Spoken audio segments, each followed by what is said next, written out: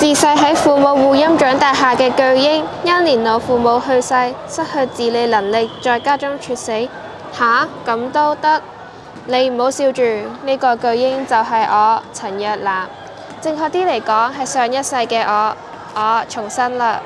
上一世嘅我乜都唔參加，演講比賽 no， 寫作比賽 no， 運動類型嘅比賽 no， 就連學校舉辦嘅活動都 no， 通通都 no。以至我上世乜嘢技能都唔識，加上我一直生活喺父母嘅護蔭下，最終猝死家中。咁細我一定要逆襲！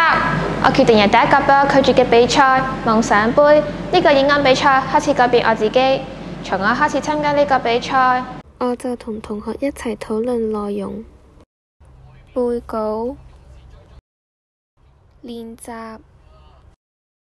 不枉我之前嘅功夫，最終我攞到優異獎，成功登上我嘅人生巔峰。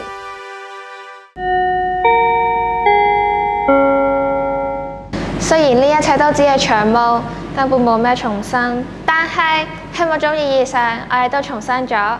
爸爸媽媽，我經歷咗一件未曾話俾你哋聽嘅事，我背住你哋參加咗一個演講比賽，而呢個將會係我改變自己嘅第一步。喺將來呢條路上面會有更加多嘅腳印。多謝你哋一直以嚟嘅悉心照顧。